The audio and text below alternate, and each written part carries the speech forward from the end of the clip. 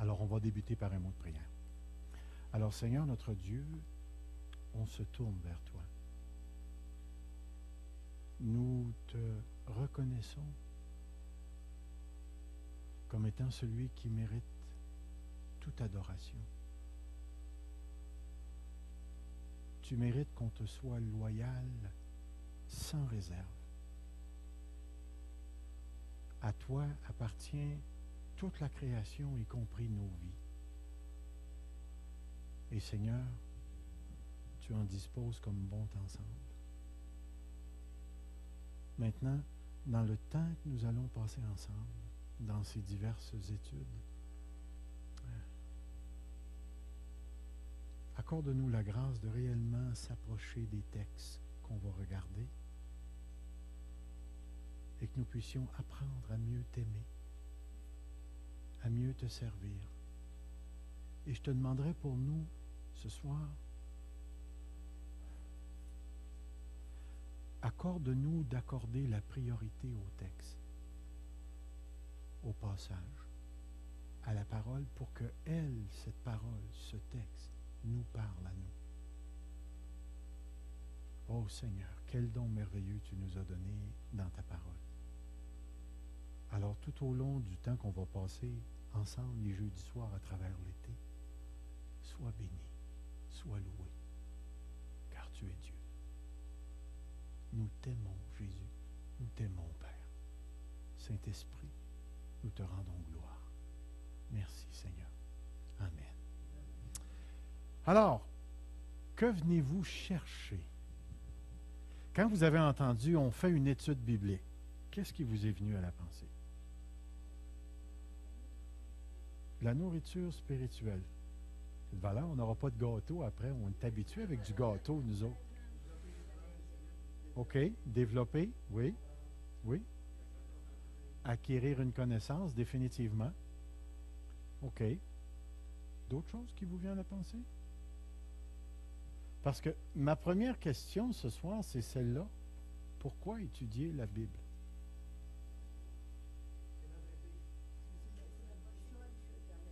C'est une super de bonne question quand vous vous arrêtez à réfléchir à ça. Hein? La première chose que j'aimerais vous attirer votre attention, c'est quelle sorte de phrase est-ce que c'est? C'est une question. Qu'est-ce que ça fait une question? Répondez pas, ça questionne, parce que vous n'avez pas répondu à la question. Parce que, est-ce que la question vous demande de faire quelque chose? Il n'y a aucun commandement dedans. Puis si vous regardez bien, là, regardez bien ça, là, c'est une question. Et comment vous savez que c'est une question? Mais il y a un pronom interrogatif, pourquoi? Puis vous avez le symbole à la fin. Clou, pouf. Vous savez que c'est une question. Je mange ma pomme. Manges-tu ta pomme? Est-ce que c'est la même phrase? Il y a une différence entre les deux. Alors, quand on questionne, on fait quelque chose de très, très, très précis. Deux mots importants dans cette question-là à définir. Ce sont les mots étudier et le mot Bible. Étudier. Qu'est-ce que ça veut dire étudier? Je présume que vous lisez la Bible. L'étudiez-vous? C'est quoi la différence entre lire et étudier? OK. Est-ce que je peux lire en profondeur sans étudier? OK. Qu'est-ce que c'est qu'étudier? Définitivement, le produit fini devrait être une plus grande connaissance. Regardez bien, j'ai regardé dans un dictionnaire, puis j'ai ça ici. Étudier, c'est porter son attention sur des connaissances pour les acquérir. 2. Tenter de comprendre, là j'aurais pu écrire, par le moyen d'un examen rigoureux, la structure et le fonctionnement. Qu'est-ce que ça veut dire tout ça? Avez-vous déjà été chez un mécanicien qui cherche un problème? Qu'est-ce qui se passe, Ghislain, quand on cherche un problème de mécanique? On cherche, on fouille, on se fait des hypothèses, c'est peut-être ci, c'est peut-être ça. Et là, on va jusqu'à démonter des parties. Puis là, à un moment donné, on va entendre Eureka. Je l'ai trouvé. Mais étudier, ça ressemble à ça. Excusez, je vais... C'est observer d'une manière méticuleuse.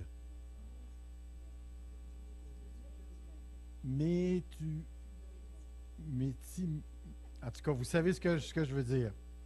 Si vous me regardez le nez méticuleusement, vous allez faire quoi? Vous allez définitivement observer. Pardon? Tu vas t'approcher. C'est peurant, ça, de me faire approcher. Mais qu'est-ce que vous allez faire aussi? Allez-vous y toucher? Allez-vous rentrer votre doigt? Non? Qu'est-ce que c'est? Vous allez certainement manipuler le nez de telle manière à ce que vous allez découvrir des choses à propos de ce nez-là. C'est la même chose pour n'importe quoi. C'est la même chose pour tout. Donc, ce qu'on veut faire les jeudis soirs, c'est ça. On veut examiner, on veut décortiquer des textes. Pourquoi est-ce qu'on veut décortiquer des textes? Acquérir définitivement une connaissance. Mais pourquoi décortiquer des textes? Pensez-y. Pourquoi décortiquer des textes nous, on appelle des versets de la Bible?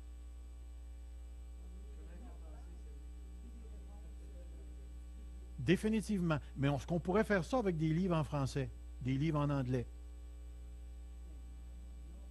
On ne pourrait pas décortiquer des textes en français et en anglais? On pourrait définitivement faire ça. Mais pourquoi décortiquer des textes de la Bible? OK.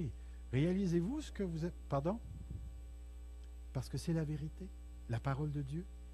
Réalisez-vous qu'en disant ça, vous venez de faire ce qu'on appelle une affirmation théologique.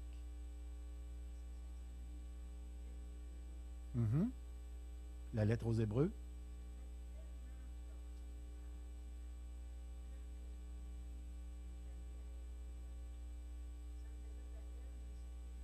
Définitivement.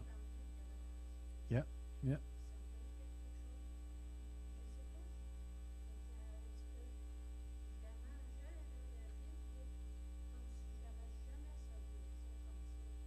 Étiez-vous en train d'avoir une expérience particulière avec un texte de l'Écriture? C'est intéressant. Vous l'aviez pas, c'est ça.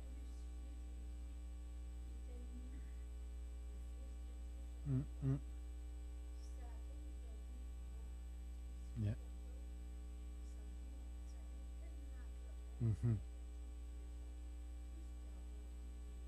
Yeah.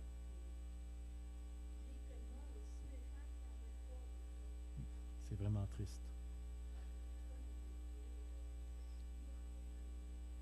Est-ce que vous faites la différence entre une affirmation théologique et une affirmation exégétique? Et que c'est des grands mots.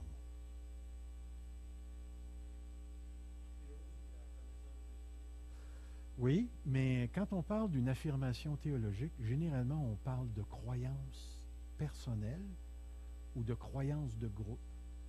Si vous avez un athée qui rentre ce soir, est-ce qu'il va pouvoir faire l'exégèse d'un passage de la Bible?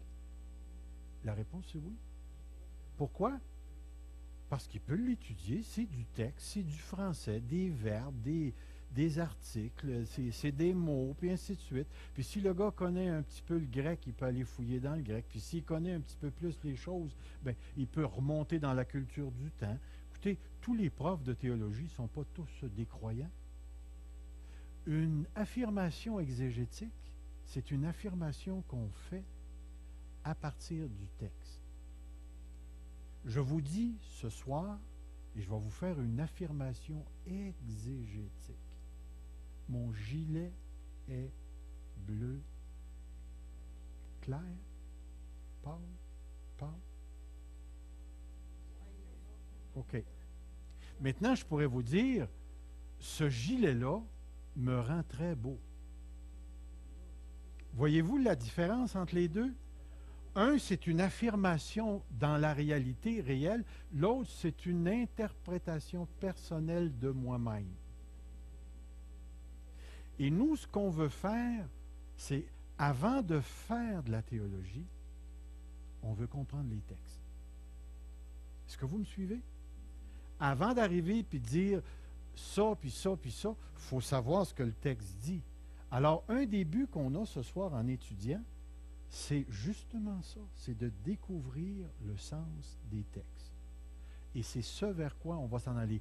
Puis ce que j'espère vous transmettre tout au courant de l'été, c'est que au fur et à mesure qu'on va travailler avec les textes, j'espère mettre en lumière ce que je pourrais appeler une approche. Comment on va approcher un texte? Je vais souvent demander les mêmes questions. Puis vous allez voir, à un moment donné, vous allez rentrer dans ce patron-là de poser des questions à votre texte. Et vous allez voir que c'est pas mal intéressant parce qu'on découvre des choses tout à fait extraordinaires. Je vais juste me devancer un petit peu. Heureux les pauvres, hein? OK. Moi, quand j'avais 5 ans, je disais heureux les creux. Parce que le mot esprit peut vouloir dire sans dessein fou. Mais est-ce qu'il peut vraiment dire ça? Un pauvre en esprit, c'est quelqu'un qui n'a pas toute sa tête. Est-ce que c'est ça que le texte veut dire? Ah, alors on élimine ce sens-là. Est-ce que le mot esprit, c'est l'esprit de l'homme ou l'esprit de Dieu?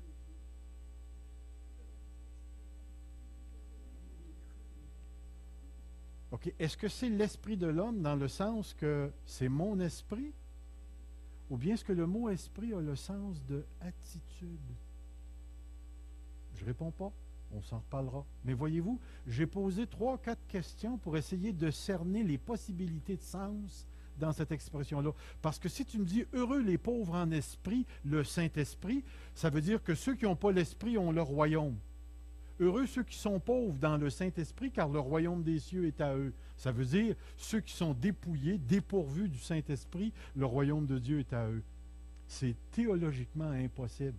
Parce qu'il faut avoir l'esprit, puis il faut être rempli de l'esprit, puis il faut l'avoir tout l'esprit pour aller dans le royaume de Dieu.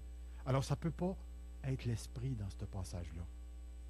Maintenant, si c'est l'esprit humain, comment est-ce qu'on fait pour avoir moins l'esprit humain? Est-ce qu'il parle de l'esprit dans le sens de mon esprit, j'ai un corps, un âme, un esprit? Ou bien est-ce que le mot esprit est utilisé dans un langage métaphorique qui réfère à l'attitude d'une personne à l'égard de Dieu? C'est intéressant comme pensée. Et tout ça en posant 3 ou 4 petites questions à un petit mot qui vient qualifier le mot heureux le pauvre. Le pauvre, un pauvre en esprit. Alors on va se poser ce genre de questions-là en s'en allant. L'autre mot que je voulais vous montrer, c'est celui-là ici. Je vais le passer, c'est la Bible. Vous savez que le mot Bible veut simplement dire livre. C'est ce que le mot veut dire, un livre, la Bible. Et le christianisme est vraiment une religion du livre. Pourquoi? Parce que tout découle du livre, de la parole de Dieu. Mais remarquez bien, moi je viens de l'appeler la parole de Dieu. Mais je connais des gens à l'université qui appellent ça le livre de la religion juive ou le livre du commencement du christianisme. Pour eux autres, ce n'est pas la parole de Dieu. Alors, pourquoi étudier la Bible pour nous? Bien, premièrement, nous, on croit que c'est la révélation écrite de Dieu. Puis vous remarquerez une chose, hein? Il y a un mot très intéressant dans ça. Écrite. Avez-vous remarqué que Dieu ne nous a pas donné un vidéo ou un DVD ou une petite cassette là, sur ruban? Là? Il nous a donné des Des écrits. Des écrits. Alors, aussitôt qu'on parle d'écrit, on parle de quoi? Est-ce que vous parlez comme vous écrivez? Est-ce que si, mettons, je signe mon chèque en disant 4 000 $ avec amour, Serge, j'arrive à la banque avec ça, qu'est-ce qu'ils vont dire de moi?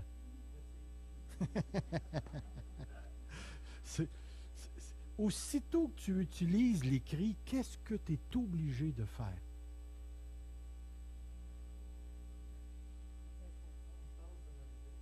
Définitivement, il y a un processus de pensée, mais qu'est-ce qu'il y a d'autre aussi? Comprenez bien ma question. Aussitôt que tu écris, de quoi te sers-tu? Là, dites-moi pas le crayon et une feuille de papier, là. OK, tu te sers de ta pensée. OK, alors regardez bien, je vais vous mettre une belle phrase. Mettons que je veux vous dire, je me suis acheté 2 hot dogs avec relish moutarde. Puis je vous dis, moutarde, hot dog, relish, acheté 2 hier.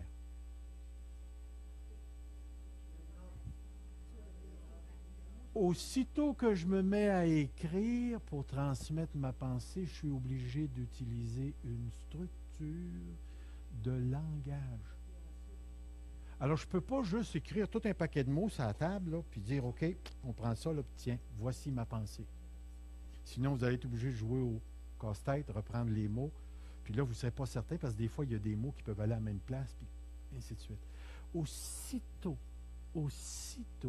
que tu traites avec du langage écrit, tu traites avec une pensée communiquée par à travers l'écrit, donc une structure de langage qui me permet de te communiquer ce que je veux te dire. OK? Mais là, c'est moi qui écris. Là, toi, tu es en avant de moi. Qu'est-ce qui va se passer avec toi quand je te donne mon papier? OK, tu vas me lire ce que j'ai écrit sur le papier, mais qu'est-ce que tu vas être obligé de faire? OK, tu peux-tu me donner un autre mot pour ça?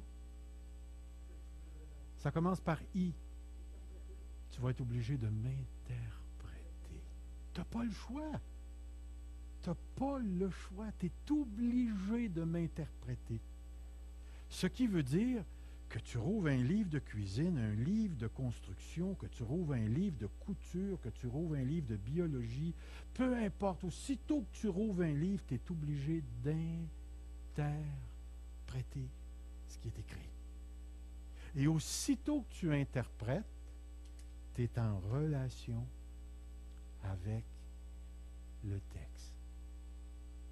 La personne peut être morte depuis des millénaires. Si tu as son texte, tu es obligé d'interpréter. Maintenant, il y a plusieurs choses que tu peux faire. Tu peux te foutre complètement de l'auteur et dire, moi, je vais inventer ce que ça veut dire. Alors, 2 hot dogs relish moutarde, ça veut dire, c'est un code, puis ça veut dire que le gars, il a passé 2 nuits dehors, puis il avait fret, puis il se sentait très mal.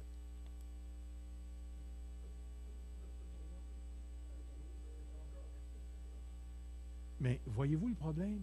C'est qu'aujourd'hui, là, ce qu'on appelle la postmodernité, c'est en plein ça. La postmodernité enseigne que tu détaches le texte de son auteur puis tu lui fais dire tout ce que tu veux. Alors, si nous, par exemple, là, nous, on croit que les homosexuels, l'homosexualité, c'est correct, alors nous, on va tout interpréter les textes de la Bible, on va dire, Paul, on s'en fout carrément, pour nous autres, le texte veut dire telle ou telle affaire. Alors, ce qu'on est en train de dire, pour réellement interpréter un texte, ça vous prend un auteur. C'est quelqu'un qui l'a dit. Mais aussitôt que quelqu'un a dit quelque chose, où est-ce que le gars était quand il l'a dit? Il y a quelqu'un qui veut rentrer par en arrière. Est-ce que vous comprenez ce que je veux dire? Où était le gars? Oui, il peut passer par à côté. Oui, mais j'ai tassé la barrière. Il peut longer la bâtisse puis sortir. On a fait ça pour Nathalie après-midi, qu'elle puisse sortir parce qu'on chante. Alors, ce que je suis en train de dire, c'est, je vais juste vous donner un autre exemple de ce que je veux dire. Je vais employer le mot pomme. OK? Qu'est-ce que je veux dire par le mot pomme? OK, un fruit. Est-ce que c'est ça que je veux dire?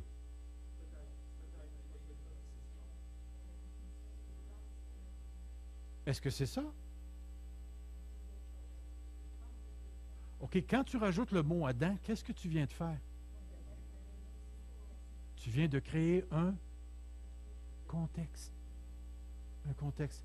Alors, si je vous dis le mot pomme, allez-vous penser à Gilles Pomainville? Gilles, comment tu te faisais appeler? Pomme. Voyez-vous, en disant, Gilles, comment tu te faisais appeler? Je viens de donner au mot pomme le contexte dans lequel il faut l'interpréter. Alors, je peux vous parler de pomme de route. Mais pourquoi vous riez? C'est naturel, c'est écologique, ça se manipule. Alors, vous voyez ce que je suis en train de dire. Un texte a toujours un contexte. Puis, le contexte est primordial. Pourquoi? Parce que le sens est toujours attaché à un contexte. Vous ne pouvez pas savoir le sens des mots tant que ce n'est pas attaché à un contexte. Si je vous dis, t'es bien folle, t'es bien mieux de donner un contexte, là. Parce que ça peut être un jeu d'amour entre un mari et une femme. Moi, j'ai connu un chrétien qui appelait sa femme ma grosse face. Puis quand il disait ça, là, elle était toute contente. Moi, je vous avoue, la première fois que j'ai entendu ça, c'est j'ai fait Mais quand j'ai vu la réaction de la femme, j'ai dit moi, je ne l'essayerai pas avec Evelyne. Mais ça avait l'air à passer dans son couple. Alors, moi, je vous l'ai déjà compté, je me suis déjà fait appeler cheap. J'étais un gars cheap. J'avais été voir la madame, puis j'avais dit à la madame, tu sais, qu'est-ce que ça veut dire cheap pour vous? Puis elle a dit, c'est parce qu'elle venait de Saint-Jean-Port-Joli, puis un gars cheap par là-bas, c'est un bon gars. Et moi, je lui ai dit, dis pas ça à Granby. Ça n'a pas le même sens. Le contexte n'est pas pareil. Des robeurs. Savez-vous ce que c'est que des robeurs? Pour plusieurs, c'est des sneaks. C'est quoi des sneaks? Est-ce que c'est des espadrilles? Bien, des robeurs, c'est des choses que les gens payent des fortunes pour mettre en dessous de leur pneu, mettre en dessous de leur char, puis là, ils burnent ça, là. Ils vont brûler les robeurs. C'est ça, Ghislain? Dans le monde de la course. Des slicks. Alors, rappelez-vous de ça. Au fur et à mesure qu'on va s'en aller, on se rend compte que Dieu nous a parlé à travers un texte écrit. Aussitôt que Dieu a parlé à travers un texte écrit, surtout par des agents humains qui étaient dans une culture particulière, qui avaient un langage particulier, ont voulu nous transmettre des idées qu'on va devoir décortiquer, interpréter, pour ensuite, éventuellement, les appliquer et les vivre. Donc, c'est définitivement la parole de Dieu. On parle de 66 livres, de 2 alliances, et la parole de Dieu nous dit que toute l'Écriture est inspirée de Dieu et utile pour enseigner, pour convaincre, pour corriger, pour instruire dans la justice. On étudie la parole de Dieu parce que c'est très important. Regardez le texte. Un des textes, on ne se rendra probablement pas là à la fin de l'été. Mais dans l'Évangile de Matthieu, c'est écrit, c'est pourquoi quiconque entend ces paroles. La plupart d'entre nous ne les ont pas entendues. Mais là, vous allez l'entendre quand je vais le lire. Donc, le mot entendre a une sorte de réverbération. C'est-à-dire, à toutes les fois que je le dis ouvertement, c'est comme si cette parole-là se promène, puis elle va nous toucher. C'est pourquoi quiconque entend ces paroles que je dis et les met en pratique sera semblable à un homme prudent qui bâtit sa maison sur le roc. La pluie est tombée, les torrents sont venus, les vents ont soufflé et se sont jetés contre cette maison, et elle n'est point tombée parce qu'elle était fondée sur le roc. Mais, quiconque entend ces paroles que je dis et ne les met pas en pratique sera semblable à un homme insensé qui a bâti sa maison sur le sable. La pluie est tombée, les torrents sont venus, les vents ont soufflé et ont battu cette maison. Elle est tombée et sa ruine sera grande. En passant, c'est tout un texte. C'est tout un texte à étudier. Alors, Jacques nous dit ceci. Mettez en pratique la parole. Ne vous bornez pas à l'écouter en vous trompant vous-même par de faux raisonnements. Car si quelqu'un écoute la parole et ne la met pas en pratique, il est semblable à un homme qui regarde dans un miroir son visage naturel et qui, après s'être regardé, s'en va et oublie aussitôt comment il était. Mais celui qui aura plongé les regards dans la loi parfaite, la loi de la liberté, et qui aura persévéré, n'étant pas un auditeur oublieux, mais se mettant en l'œuvre, celui-là sera heureux dans son activité. Alors ma grande question, c'est, nous étudions la Bible pour la vivre. Pour la vivre. Nous avons l'opportunité, dans les temps qu'on vit présentement, je ne sais pas si ça sera toujours comme ça, mais nous avons l'opportunité de vraiment prendre le temps de s'asseoir au pied de la parole de Dieu et de se laisser enseigner par la parole de Dieu. Il y a une autre chose qui est très intéressante aussi. Est-ce que Dieu a donné la Bible juste à Serge Pinard? À qui est-ce qu'il l'a donné? Il nous l'a définitivement donné à nous tous. Qu'est-ce que ça veut dire au niveau de l'interprétation? Chacun peut l'interpréter comme il veut. Qu'est-ce que ça veut dire le fait qu'il a donné la Bible à l'Église?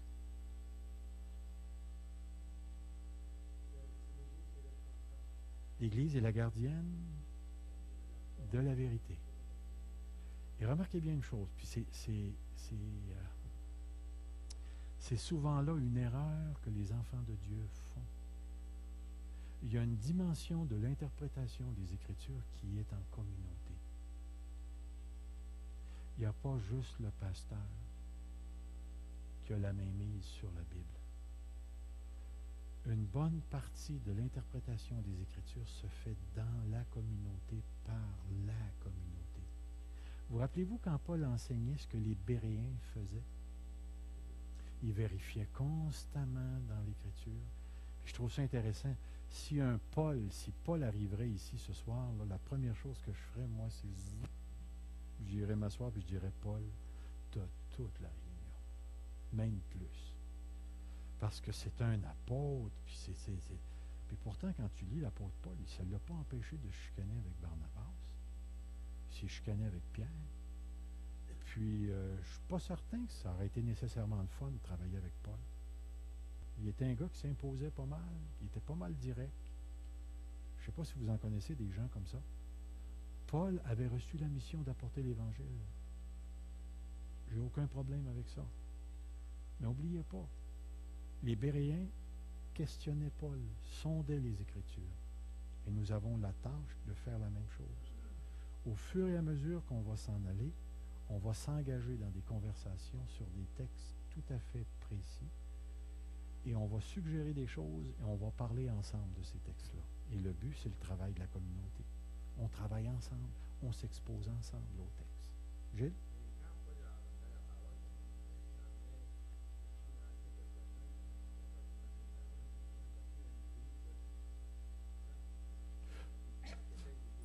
Il cite beaucoup l'Ancien Testament, mais il y a plusieurs choses que l'apôtre Paul apportait qui étaient contextuelles. C'est-à-dire, la plupart des écrits de l'apôtre Paul, c'est ce qu'on appelle des lettres occasionnelles. Il a écrit pour l'occasion à ce moment-là. Donc, il a écrit aux Éphésiens à cause de la situation dans l'Église, il a écrit aux Corinthiens à cause de... Puis ce qui nous a resté, c'est ça. Ça ne veut pas dire que les problèmes qu'il y avait dans l'Église de Corinthe, on les a dans notre Église. Mais ce sont les écrits que nous avons. Et lorsqu'on interprète les textes, il va falloir faire tous nos efforts pour essayer de comprendre Paul dans la situation où il était et la situation dans laquelle était l'Église lorsqu'elle a reçu cette lettre-là. Tu sais, quand Jean va dire à l'église d'Éphèse, tu as abandonné ton premier amour. C'est quoi que l'Église a abandonné? Êtes-vous sûr? C'est pas écrit. Qu'est-ce que les chrétiens ont abandonné? Tu as abandonné ton premier amour. C'est quoi ça, le premier amour?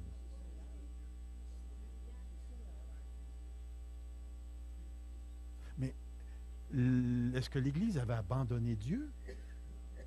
Quand vous lisez le texte, là,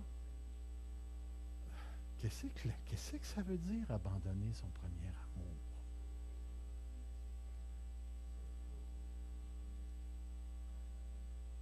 Voyez-vous, on a plusieurs réponses, là. Comment on va décortiquer le texte, puis on va savoir ce que ça veut dire? Qu'est-ce que ça veut dire, le premier amour? Comment je sais que tu aimes Dieu?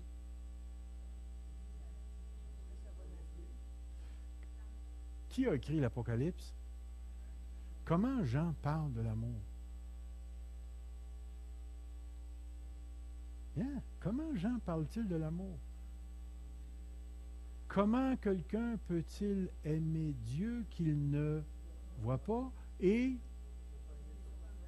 son frère qu'il... C'est quoi abandonner son premier amour?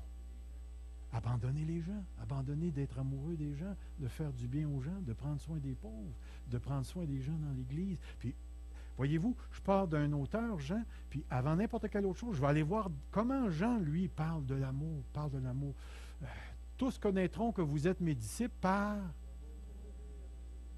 Alors, l'amour pour Jean a une dimension extraordinairement les uns les autres. Voyez-vous, je commence à comprendre un petit peu le sens, là. Abandonner son premier amour, c'est d'abandonner d'aimer les frères d'une manière concrète. Et à un moment donné, Jean, il va dire, si quelqu'un voit son frère dans le besoin puis qu'il lui ferme son cœur, il va lui dire, comment l'amour de Dieu peut-il demeurer encore en lui? Encore une fois, tu as cette dimension-là. Celui qui aime son frère est dans la lumière. Celui qui n'aime pas est encore dans les ténèbres. Puis, comment de fois Jean ramène ça à l'amour de l'autre? L'amour de l'autre. L'amour de l'autre. Abandonner son premier amour, c'est quoi? Il y a des grosses chances. Là, je vous donne ça comme ça, là. Mais si on étudie en profondeur, il y a des grosses chances que l'amour, dans le contexte joannique, c'est-à-dire des écrits de Jean, l'amour pour Dieu a toujours cette dimension-là ici. Puis si tu abandonnes cette dimension-là, et cette dimension-là, tu sais, je peux encore penser à un autre texte. Quiconque est né de Dieu aime. Puis dans le chapitre 5 de 1 Jean, il va dire,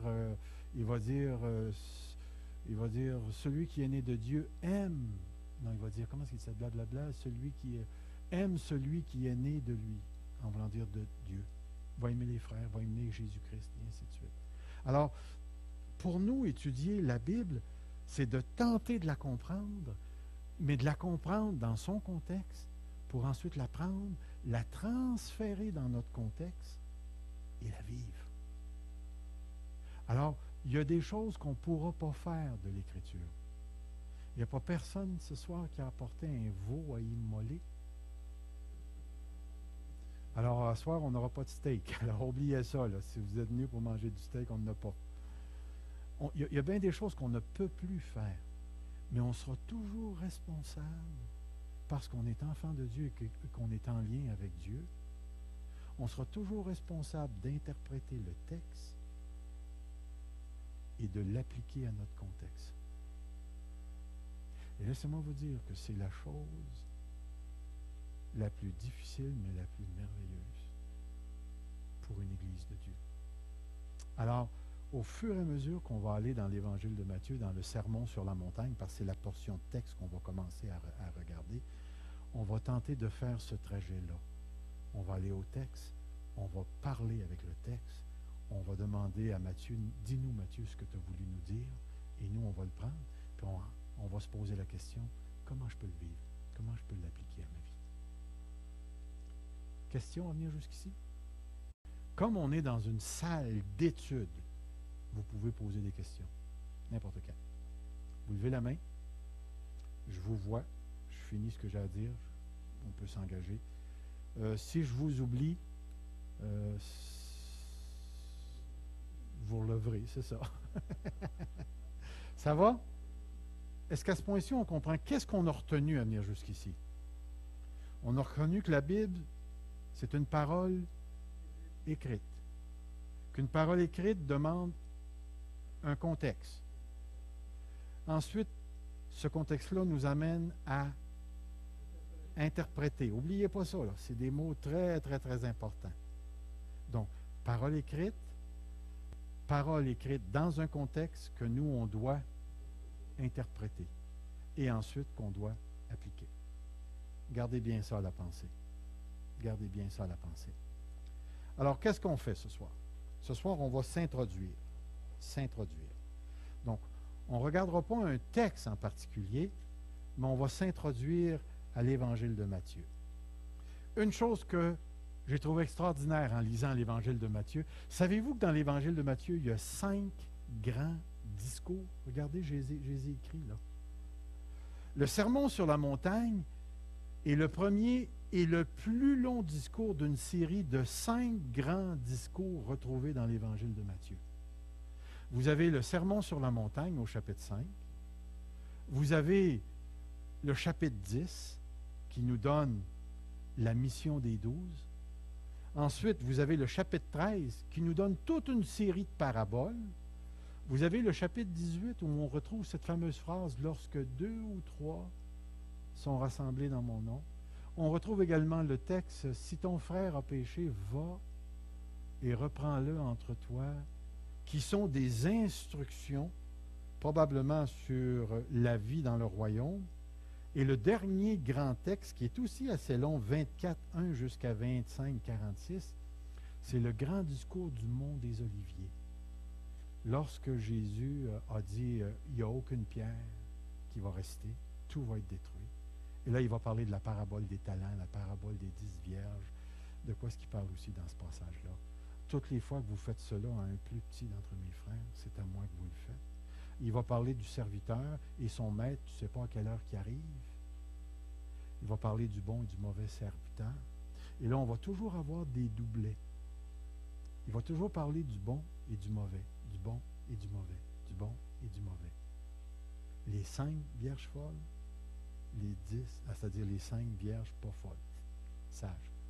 Il va parler, il va donner des talents, il va parler de celui qui ne marche pas, puis de celui qui a fait prospérer les talents. Toujours, on retrouve des doublets en s'en allant dans cette portion-là. Alors, quand on regarde ça, là, les 5 discours prennent beaucoup de place dans l'Évangile de Matthieu. Puis je voulais vous dire ça, il existe 2 versions dans le Nouveau Testament du Sermon sur la montagne. Vous l'avez dans le grand discours de Matthieu qui contient 106 versets, et vous avez celui de Luc, le Sermon dans la plaine, qui contient 29 versets. C'est intéressant. Matthieu a mis une plus grande emphase que Luc sur le Sermon sur la montagne. Puis ce qui est intéressant, c'est qu'ils ne les mettent pas tous les deux dans les mêmes contextes. Un, c'est dans une plaine, l'autre, c'est une montagne. Ensuite, l'expression « sermon sur la montagne » nous amène à Saint Augustin, ou Augustin, qui a titré ce passage important en le nommant le De Sermone Domini in Monti. Je ne sais pas ce que ça veut dire, domini, domination, le grand sermon sur la montagne, entre l'an 392 et 396. En dépit de l'énorme influence de cet auteur, ce n'est que seulement au 16e siècle que les écrivains chrétiens ont réellement commencé à utiliser ce titre-là. Donc, le texte n'était pas réellement appelé le Sermon sur la montagne avant les années 1500. Je vais vous emmener à l'autre.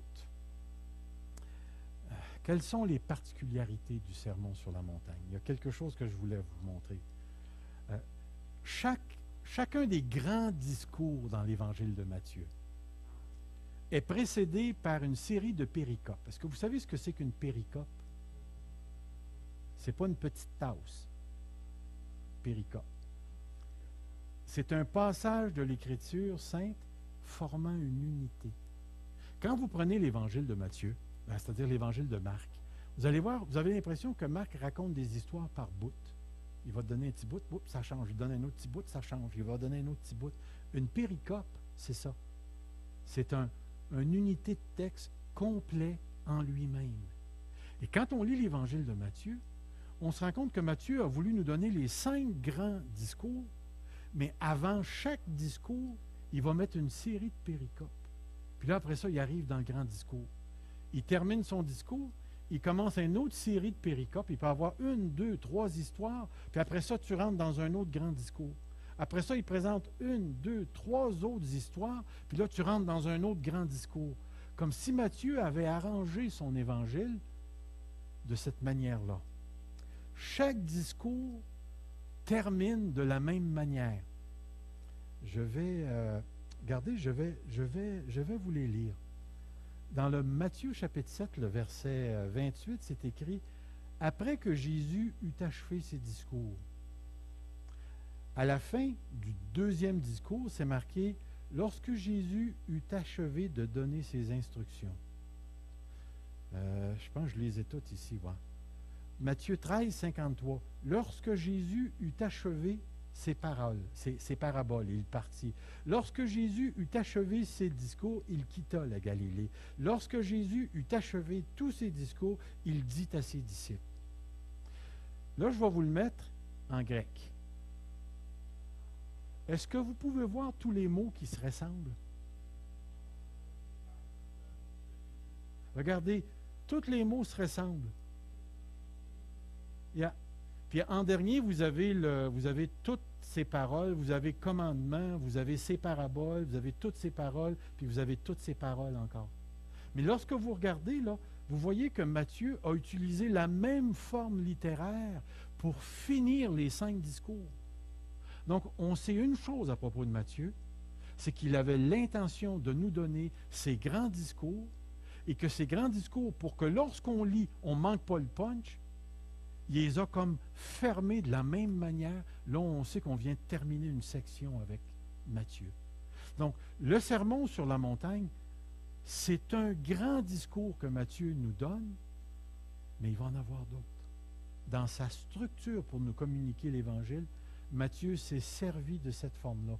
Puis quand on les met ensemble, c'est très, très, très visible de voir comment Matthieu utilise la fin de chaque discours comme étant une sorte de clé littéraire pour dire « OK, je viens de finir une section ».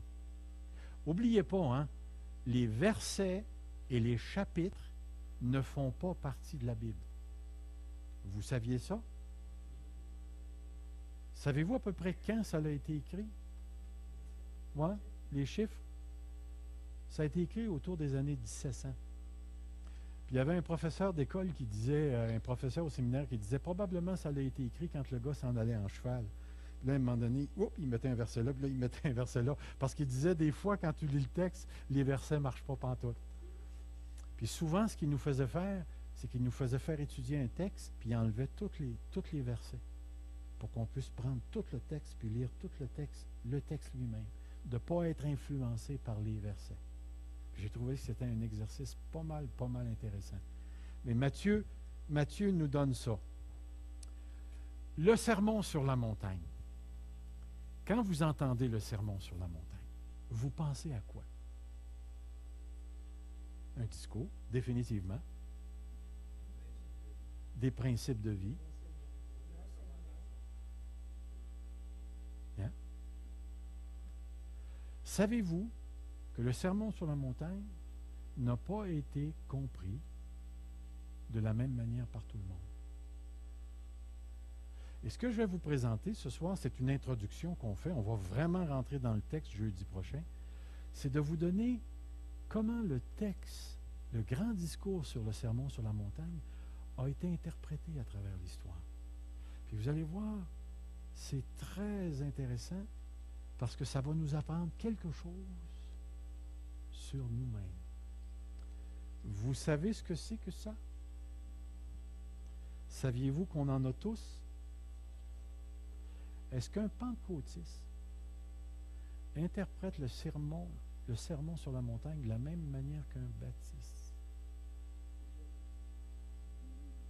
Est-ce qu'un baptiste interprète le sermon sur la montagne de la même manière qu'un luthérien? Voyons, il ne peut pas l'interpréter. Oh, attendez un tout petit peu. Regardez ce que j'ai écrit. Différentes approches. Ce que c'est en train de dire, aussitôt que tu as le mot différente, ça veut dire qu'ils ne l'ont pas approché de la même manière. Donc, ce qui veut dire, c'est que le sermon sur la montagne n'a pas été compris de la même manière. Puis la manière dont les gens ont approché le texte, ils peuvent avoir fait dire quelque chose au sermon sur la montagne que le sermon sur la montagne n'a jamais dit. Et regardez bien, l'approche luthérienne. Vous avez deux gros mots en partant. La loi et la grâce. Est-ce que vous connaissez Luther?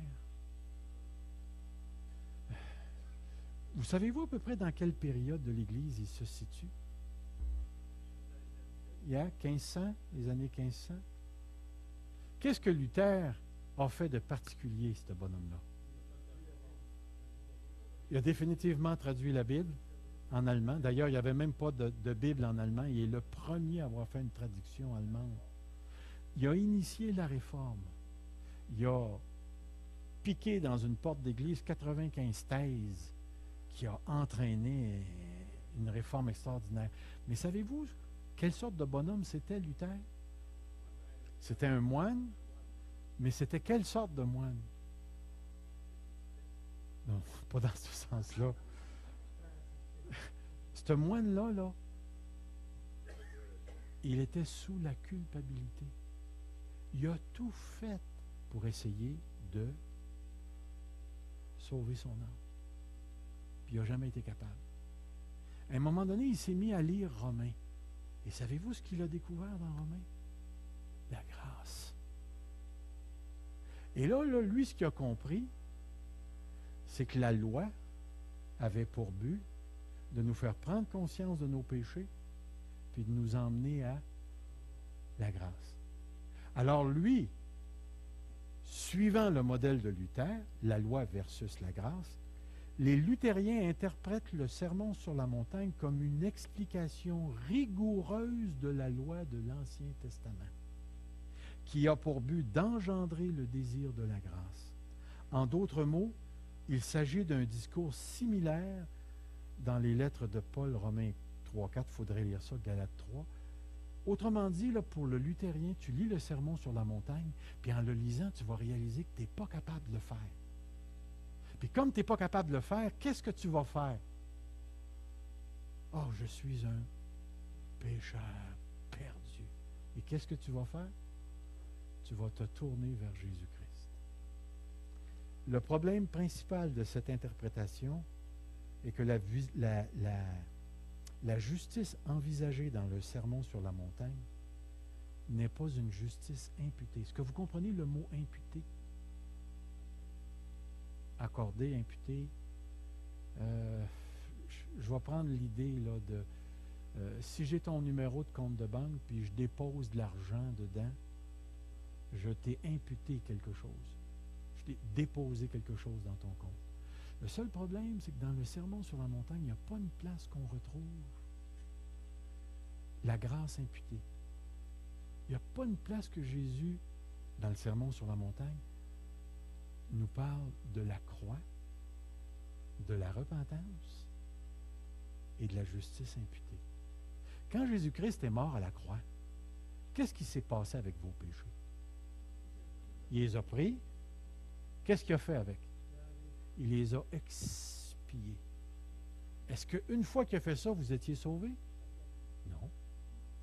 Qu'est-ce qu'il a fait d'autre? Il a pris sa justice, puis il vous l'a imputé. Il l'a déposé dans votre compte. Il a traité avec le péché, puis il vous a revêtu de sa justice. De sorte que lorsque vous arrivez devant Dieu, vous êtes juste, justifié. On ne retrouve pas ce langage-là dans le sermon sur la montagne. Le problème des luthériens, c'est qu'ils ont continué la théologie du maître, puis ils ont pris le sermon sur la montagne, puis ils l'ont fait rentrer dans ce cadre-là. Alors, prêcher sur le sermon sur la montagne, c'est pour condamner les gens, pour que les gens comprennent qu'ils sont des pécheurs perdus. C'est une approche qu'on retrouve dans la littérature luthérienne. L'autre approche, c'est l'approche libérale. Quand je parle de libéralisme, n'oubliez pas que je ne parle pas du gouvernement libéral. C'est pas de ça que je parle. La théologie libérale, c'est une théologie qui prend Dieu, le met au ciel, barre la porte et dit, sur la terre, il n'y a pas de miracle, il n'y a pas de manifestation divine. On est dans une machine qui a été crinquée au début, puis là, elle se décrinque tout seul. Les lois de la nature, c'est fini. Il n'y a pas de surnaturel. Tout fonctionne selon le cadre de la machine, comme un horloge qui se décrinque tout seul, puis qui donne l'heure une fois de temps en temps. La théologie libérale rejette le surnaturel. Mais lorsqu'il regarde le sermon sur la montagne, il la regarde comme une carte routière éthique, c'est-à-dire ceux qui prônent le libéralisme théologique surimposent sur le sermon sur la montagne une sorte d'eschatologie réalisée. Eschatologie veut dire la fin des temps. Il n'y aura pas de retour du Seigneur Jésus. Jésus est venu une fois, puis son rôle, c'était pas d'expier les péchés. Son rôle, c'était de nous donner un exemple pour apprendre comment vivre. Alors, vous allez mourir, c'est fini là. Mais durant le temps que vous êtes sur la terre, suivez l'exemple d'amour de Jésus. Le sermon sur la montagne a pour but de vous donner une carte routière éthique pour le progrès social. Pouvez-vous vous imaginer? L'Église existe pour le progrès social. En tout cas, tout ce que je peux vous dire, c'est qu'on ne fait pas une très, très bonne job. Si c'est ça. Le discours de Matthieu 24-25 démontre pour les chrétiens qu'il va y avoir un retour du Seigneur Jésus-Christ. On ne peut pas enfermer le sermon sur la montagne en disant tout simplement « Jésus ne reviendra pas, c'est fini ». Apprenez à vivre d'une manière éthique, comme Jésus vous a montré. L'approche intérimaire, celle-là est intéressante. Celle-là, elle est venue au monde au début du 20e siècle, dans les années 1900. Avez-vous déjà entendu parler d'Albert Schweitzer, qui était un grand docteur, il jouait du piano, puis à un moment donné, ce gars-là, c'était un théologien, puis il s'est mis à lire les évangiles, puis il a été royalement déçu en lisant les évangiles. Selon Albert Schweitzer, Jésus a pensé que l'établissement du royaume de Dieu était imminent, que ça l'arriverait dans le temps de Jésus. Par conséquent, le sermon sur la montagne devait s'appliquer à cette brève période de temps, juste avant que le royaume ne soit établi par Dieu. Alors, le sermon sur la montagne devait être une éthique provisoire, une manière de vivre temporaire. Les enseignements devaient préparer les enfants de Dieu à recevoir leur royaume. Puis remarquez bien ce qu'il dit ensuite. Jésus s'est trompé. Jésus s'est trompé puisque la fin n'est pas arrivée. Schweitzer conclut ainsi que l'éthique du sermon sur la montagne n'est plus valable pour aujourd'hui puisque les demandes de Jésus sont inflexibles et impossibles à satisfaire. Elles ne peuvent pas être le guide de la conduite ordinaire. Jésus nous a monté un beau bateau. C'est ce que Schweitzer dit. Alors, lorsque vous regardez le sermon sur la montagne, selon Schweitzer, vous êtes devant quelque chose qui n'a pas marché. Un échec, définitivement. Est-ce que Jésus s'est trompé? Là, Schweitzer, il dirait, c'est certain que vous allez dire non, vous autres. Vous êtes des chrétiens. Oui. C'est toujours le même sermon. Voilà. Moi, ce que c'est en train de me dire, là, c'est, avez-vous déjà mis une gang de chrétiens devant un texte? Puis là, vous allez entendre, moi, je pense que... Puis là, il y a un autre qui va dire, ben moi, là, je pense que... ma conviction à moi, c'est... écoutez, les théologiens font ça. Les chrétiens font ça. Et là, je ne suis pas en train de dire que c'est mauvais, là. C'est pas ça que je suis en train de dire. Ce que je suis en train de dire, c'est que le fait qu'on est obligé d'interpréter, on n'a pas le choix. On est obligé de traiter avec les textes. Mais entre vous et moi, la paire de lunettes que j'ai d'en face, ici à l'intérieur, va énormément influencer la manière dont j'interprète les textes. Permettez-moi d'utiliser encore l'exemple qui devient de plus en plus courant, l'homosexualité. Si je suis un homosexuel, comment je vais interpréter les textes qui parlent de l'homosexualité? Quelle sorte de lunettes je vais avoir sur mes yeux? Si je suis un divorcé, je vais interpréter les textes comment? Qui va traiter du divorce. Si j'aime l'argent, comment je vais interpréter les textes qui ont rapport à l'argent? Oui, madame.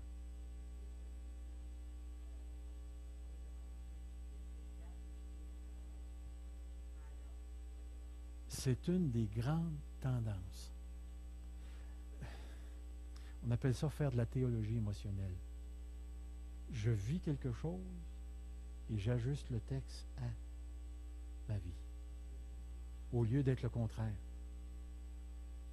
Je prends le texte et j'ajuste ma vie au texte. Et ça fait toute une différence. Ça s'en vient, une catéchèse mathéenne. Mathéenne veut dire de Matthieu. Plusieurs pensent que le sermon sur la montagne est une sorte de catéchiste. C'est juste ça. Puis, c'est pas mauvais ce qu'il pense.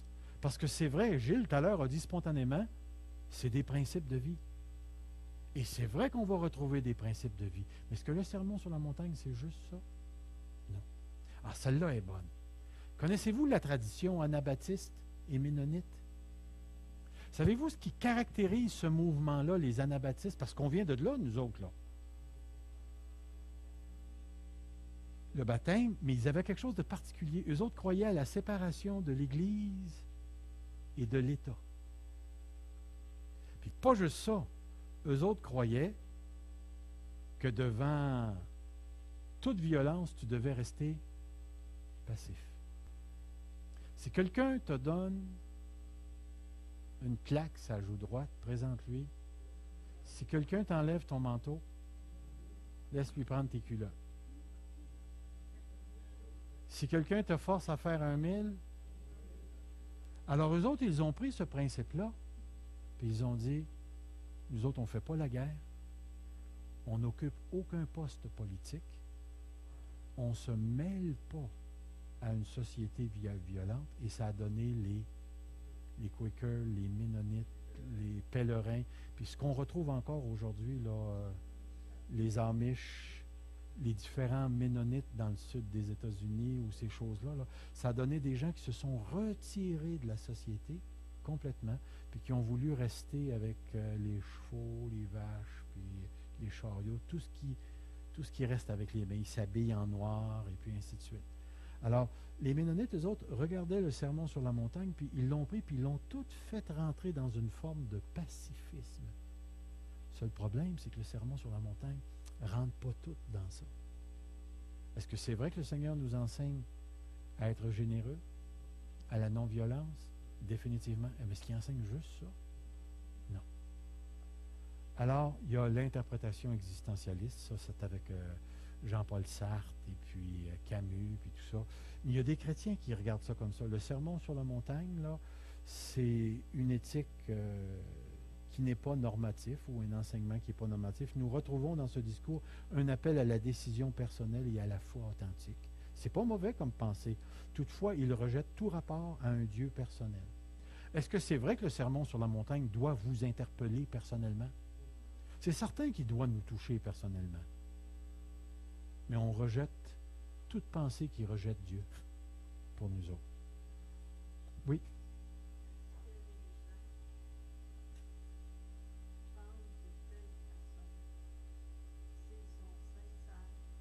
Ça se peut. Ils peuvent être sincères. Est-ce qu'une personne peut être sincèrement dans l'erreur? La réponse est oui. C'est oui. Si elle est dans l'erreur. La sincérité ne donne pas le salut. Qu'est-ce qui donne le salut? la vérité.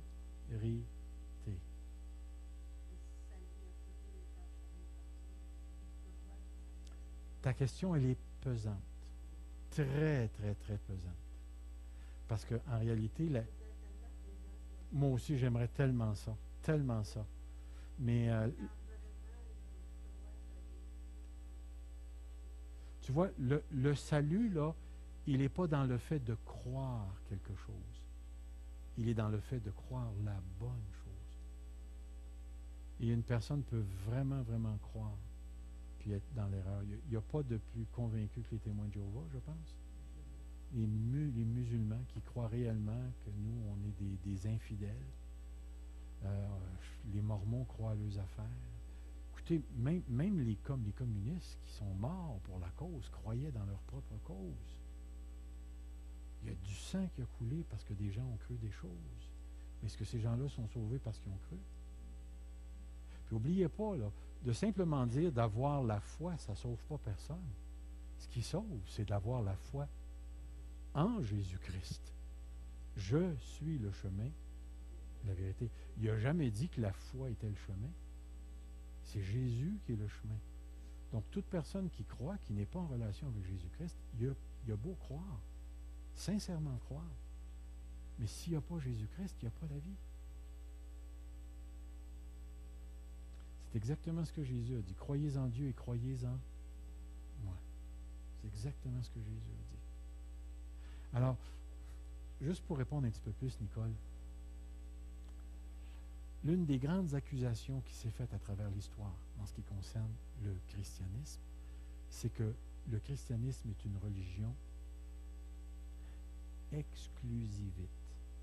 C'est une religion qui exclut. C'est-à-dire que ce n'est pas vrai que tous les chemins mènent à Rome.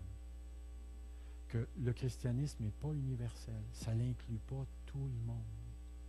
Ça l'inclut seulement ceux qui croient. Est-ce qu'une personne peut aller à une église chrétienne et pas être sauvée? Est-ce qu'une personne peut louer, lire la Bible et pas être sauvée? Est-ce qu'une personne peut devenir théologien et pas être sauvée? Tout ça, c'est possible. Est-ce qu'une personne peut s'intéresser à Jésus-Christ et pas être sauvée? Il y a des grands humanistes dont Jésus est véritablement leur héros, mais ils ne sont pas sauvés. Alors, c'est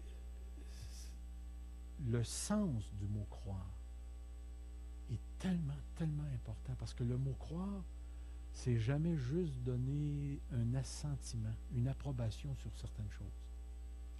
Est-ce que vous croyez que les Canadiens vont gagner la Coupe Stanley l'année prochaine parce qu'ils ont changé d'entraîneur? Hein? Vous êtes donc bien croyants! Écoute, les Canadiens, c'est notre religion à nous autres! Est-ce que vous voyez l'idée? Même si je croyais que les Canadiens vont gagner, puis même s'ils gagneraient, est-ce que le fait de croire me sauve? Yeah. N'oubliez pas, on a un excellent texte dans la lettre de Jacques qui dit « Les démons croient et ils tremblent ». Vous ne verrez jamais un démon ne pas croire en Dieu et en Jésus. Mais ils ne sont pas sauvés. Yeah. Alors, c'est très important. C'est une excellente question, Nicole. Mais si on rentrait dans cette question-là, on serait obligé de lâcher complètement le sermon sur la montagne. Parce que c'est une question qui est profonde, très, très, très profonde. Oui.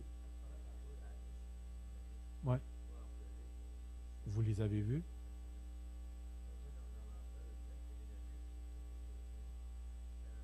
Mm-hmm. Ah, ils sont. Il y en a qui le sont, oui.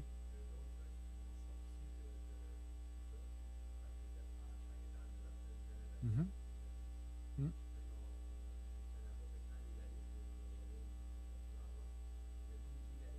Ici, oui. Yeah, yeah, yeah.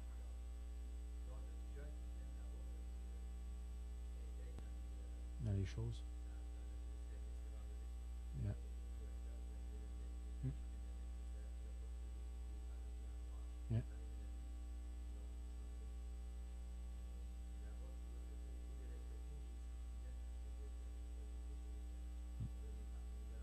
grandes robes, des chapeaux, tout ça. C'est pas l'habillement qui donne le salut. Hein. Tu peux t'habiller en clown et être sauvé. Ouais. Yeah. Ouais. Yeah. Tu sais, moi, il y a déjà un chrétien qui m'a dit que j'étais à demi sauvé. Il ne m'a pas dit ça comme ça, mais c'est ça que ça voulait dire. Pourquoi? Parce que j'ai une moustache. Que les vrais chrétiens portent la barbe. Alors ce soir, il y a juste Gilles qui est un vrai chrétien. Puis ceux qui n'ont pas de poils d'en face, là, ben les femmes, ils ne peuvent pas en avoir, eux autres. Yeah. Alors, je suis un demi-chrétien. il y a une autre, je ne prendrai pas beaucoup de temps, mais il y a une autre chose. Plusieurs d'entre nous croient à un millénium. Êtes-vous d'accord? Qu'il va y avoir un enlèvement. Puis là, vous êtes soit pré, mid ou post. Vous allez soit être enlevé avant la tribulation. Certains disent, non, non, non, non, tu vas être enlevé pendant la tribulation. Puis il y en a d'autres qui disent, non, non, tu vas en manger une, ça va être après. Ouais, fait que là, il y a des gens qui se débattent à savoir quand est-ce que tu vas être enlevé, puis tout ça. Mais cette manière de penser-là, on appelle ça le dispensationalisme. Okay? C'est très, très, très répandu dans les églises des États-Unis et au Canada, la plupart de là. Le dispensationalisme, là, c'est pas quelque chose de vieux. Ça vient pas de Paul, de Pierre. Ça vient de Darby dans les années 1800. Puis toute la pensée dispensationaliste est basée sur deux grandes prémisses. La première, c'est qu'il y a une différence entre l'Église et Israël. Et vous allez retrouver dans la Bible des promesses pour Israël, puis vous allez retrouver des promesses pour l'Église. Mais ça ne se mélange pas. Puis dans l'histoire, deuxième grand principe sur lequel est basé, c'est qu'à un certain moment donné, le royaume de Dieu a été offert aux Juifs.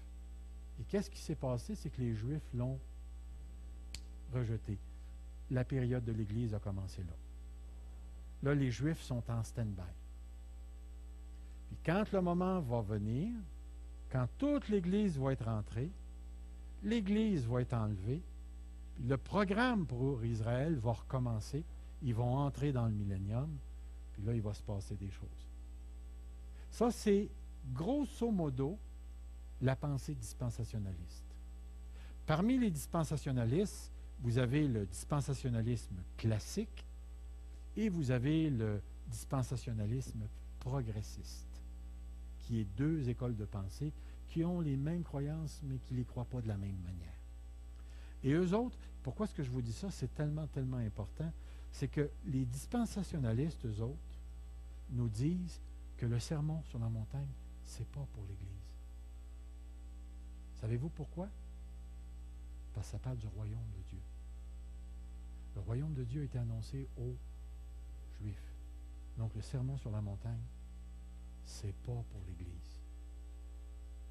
Alors, quand Jésus a donné le sermon sur la montagne, il l'a donné pour les Juifs. Et quand les Juifs ont rejeté, le sermon sur la montagne s'est arrêté là. Et là, maintenant, nous, on vit avec les épîtres de Paul, puis les évangiles de Luc, puis ainsi de suite. Mais le sermon sur la montagne, ce n'est pas pour nous autres.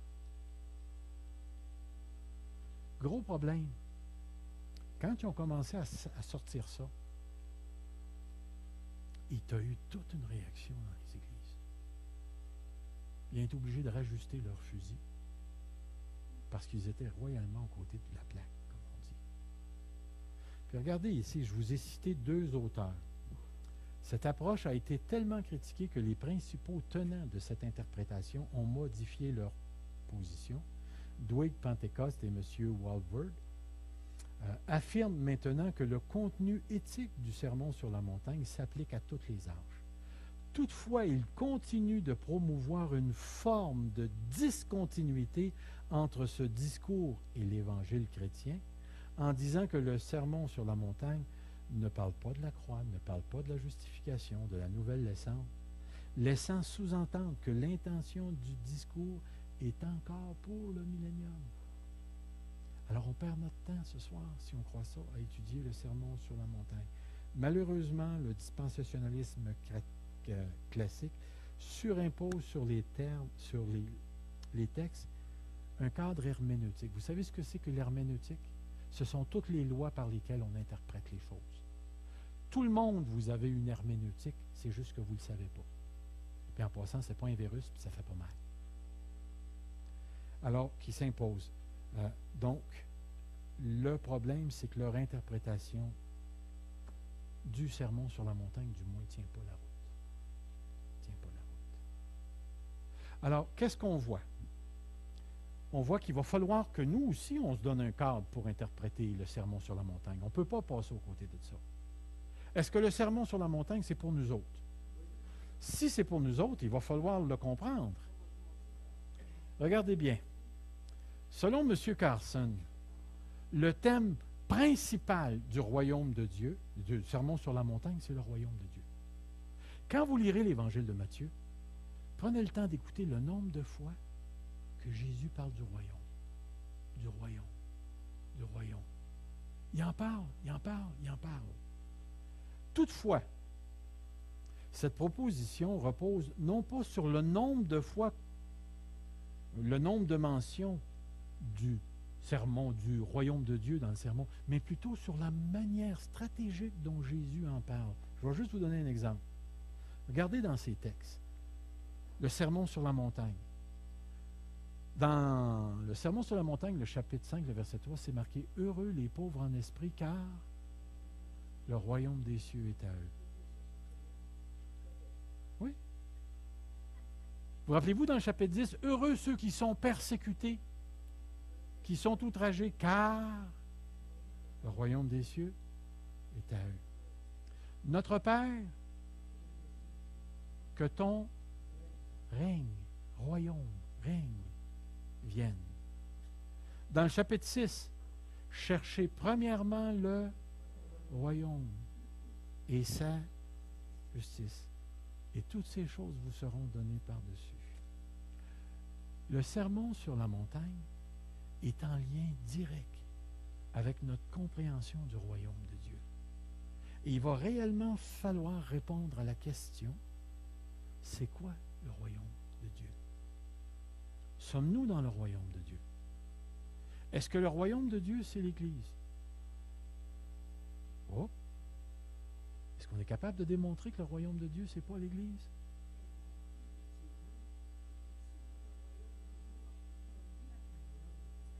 Est-ce que l'Église, c'est le royaume?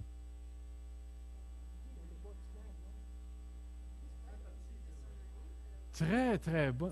Moi, je ne réponds pas, là. Je ne vous donne pas de réponse. Mais ça va des questions. Oui? Attends, Gilles, il y avait un monsieur en arrière. Tu disais? Oui. Le royaume de Dieu. Définitivement. Tu as mentionné quelque chose de très important qu'on va retrouver d'ailleurs dans le sermon sur la montagne. Mais est-ce que le royaume, c'est l'Église?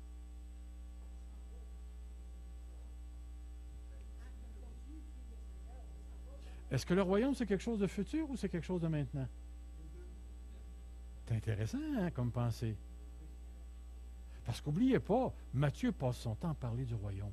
Et ce qui est intéressant, c'est que l'évangile de Jean le mentionne 2 fois. Jean ne parle presque pas du royaume des cieux. Vous rappelez-vous de la parole de Jésus? Si mon royaume était de mes serviteurs seraient venus. Puis je pense qu'il y a une autre place où il mentionne le mot royaume. Jean ne parle presque pas du royaume de Dieu. C'est intéressant comme pensée. Est-ce que ça veut dire que Matthieu est plus juif que Jean? Jean, c'est un juifeux. Est-ce qu'il écrit? OK.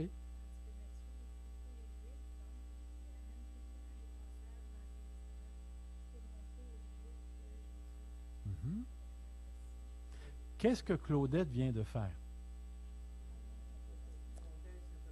Elle nous propose une hypothèse. Définitivement. Qu'est-ce qu'on va faire avec cette hypothèse-là?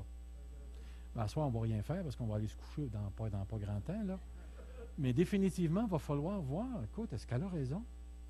Est-ce que Matthieu écrit vraiment pour les Juifs? Puis s'il écrit pour les Juifs, Quelle perspective que ça donne pour nous quand on va comprendre les textes. C'est intéressant comme pensée, ça. Gilles? Il faut le prendre en considération, définitivement. Oui, oui. Ouais.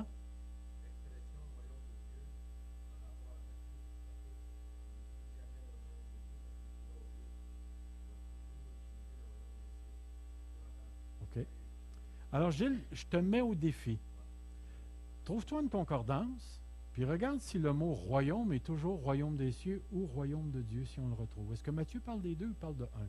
Puis s'il parle de royaume de Dieu puis royaume des cieux, est-ce qu'il parle de la même affaire? Parce que les dispensationalistes disent non. Les dispensationalistes disent que le royaume des cieux et le royaume de Dieu, c'est pas pareil. Ça voudrait dire qu'il y a deux royaumes.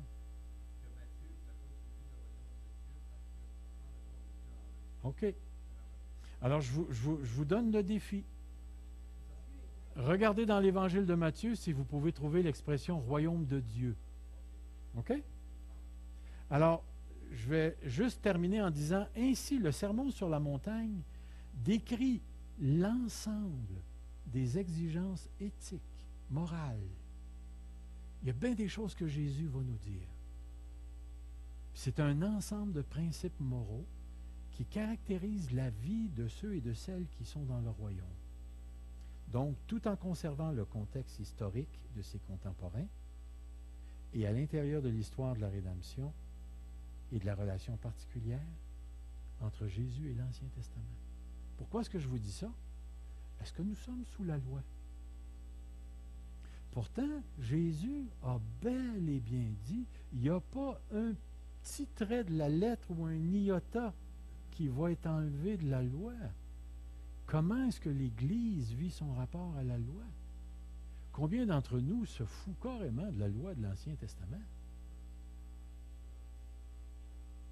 Puis qui disent, on n'a plus besoin de la loi de l'Ancien Testament, on est dans la Nouvelle Alliance. Puis Hébreux se fait en 4 pour nous dire qu'on n'est plus sous la loi. Comment on va comprendre ce que Matthieu va nous apporter dans le texte? Laissez-moi vous dire. Quand on va arriver au verset 17, aller jusqu'au verset 20, là, cette péricope-là, cette unité de pensée-là, on va suivre sur le texte. Ça va être très intéressant. On va le regarder de proche. Oui, je peux vous envoyer mes notes par courriel ou je peux en faire des copies pour ceux qui en voudraient. Puis il va y avoir les CD avec. Alors, tout ce que je ne peux pas faire, c'est vous envoyer mes notes avant l'étude. Parce que j'ai peur de perdre ma job. C'est enregistré, vous pouvez avoir le CD si vous voulez le repasser. Ce que j'ai essayé de faire ce soir, c'est de juste vous contextualiser un tout petit peu qu'est-ce que c'est qu'étudier la Bible. Étudier la Bible, c'est de prendre le Saint-Livre, de le mettre dans son contexte, de l'écouter, de le pratiquer. C'est ça qui est étudier la Bible. Définitivement. La deuxième chose que j'ai voulu montrer ce soir, c'est que nous avons tous une paire de lunettes. Nous, on va aborder Matthieu, non pas dans le contexte de la loi et de la grâce. On ne sera pas comme des anabaptistes qui vont tout fourrer le sermon sur la montagne dans une petite pensée. On est des pacifistes. On n'est certainement pas des athées. On ne regardera pas le sermon sur la montagne juste comme un livre d'éthique ou de principes moraux. On va approcher le sermon sur la montagne comme étant la loi du royaume de Dieu. Les exigences. Vous rappelez-vous du texte où Jésus va dire à ses disciples, « Si votre justice ne surpasse pas celle des scribes et des pharisiens, qu'est-ce qu'il dit? Vous n'entrerez pas où? » Remarquez, vous n'entrerez pas. Donc, il vient de nous dire que le royaume, c'est une place où on entre. C'est intéressant. C'est une place où on entre. Cherchez premièrement le... Qu'est-ce que ça veut dire, chercher le royaume? Il nous place le royaume dans une perspective tout à fait particulière. En plus de ça, on entre, mais regardez la dimension future du royaume. Notre Père qui est aux cieux Que ton nom soit sanctifié, que ton règne. Regardez, que ton règne. C'est intéressant. Parce que quand on va parler du royaume, Jésus, il va dire, si je chasse les démons par l'Esprit de Dieu, le royaume de Dieu est donc arrivé. Que ton règne. Oups. On est-tu en train de dire que le royaume de Dieu va se comprendre d'une manière multifacette, qu'on va voir différentes choses, et que le royaume de Dieu, c'est bien plus large que juste ce que j'en pense? On va voir ça dans le sermon sur la montagne. Ça va nous forcer à aller fouiller. Moi, ce que j'aimerais, là, c'est qu'on pense de plus en plus Matthieu. Qu'on pense comme Matthieu. Puis souvent, vous allez m'entendre dire, oui, mais Matthieu dit que. Ou vous allez m'entendre dire, le Jésus de Matthieu. Pourquoi est-ce que je vais dire le Jésus de Matthieu? Parce que Matthieu nous a communiqué Jésus à travers sa manière. Luc nous a communiqué, Marc, Jean nous a communiqué des perspectives. Autrement dit, Jésus, là, il est tellement grand qu'on n'est pas capable de le saisir. Il est multifacette. Yeah? Les 4 évangiles nous apportent une perspective sur Jésus qui est tout à fait particulière à l'auteur qui écrit. Parce qu'oubliez pas, hein, une des choses, c'est que les évangiles, ce sont des écrits qu'on ne retrouve pas de genre parallèle dans tous les écrits de l'Antiquité. On ne retrouve aucune pièce littéraire qui ressemble aux évangiles. On n'arrive pas à les mettre dans une boîte. On les appelle les évangiles. Mais il n'y a pas d'autres évangiles qui ont été écrits à la même période. Puis il n'y a pas de texte antique qui a été écrit comme les évangiles. Pourquoi? Parce que l'évangile, c'est à la fois biographique, c'est à la fois historique, mais c'est aussi un écrit qui a été écrit à partir de la foi. C'est le Jésus de la foi qui nous est présenté dans les évangiles. Les évangélistes, là, n'ont pas écrit comme des journalistes qui essayent d'être neutres devant un événement pour essayer de tout écrire les faits et les petits détails. Ils étaient personnellement impliqués dans le message qu'ils transmettaient. Ils n'écrivaient pas comme des journalistes. Ils écrivaient comme étant des gens convaincus. Et si je peux employer le mot d'une manière positive, ces gars-là étaient biaisés. Il y avait une paire de lunettes. Puis la paire de lunettes qu'il y avait sur le dos ou sur l'en face, c'était « J'ai eu une expérience. J'ai vécu avec Jésus. Maintenant, voici ce que je peux te dire à propos de lui. » Ça va? D'après des rapports. Lui, il a fait des recherches. Yeah. Mais, quand tu lis Luc puis tu le compares aux autres évangiles, Luc avait une perspective bien particulière lui aussi. Pas tout le temps. Yeah. Est-ce que ça va comme introduction? Alors, vous avez 2 devoirs cette semaine.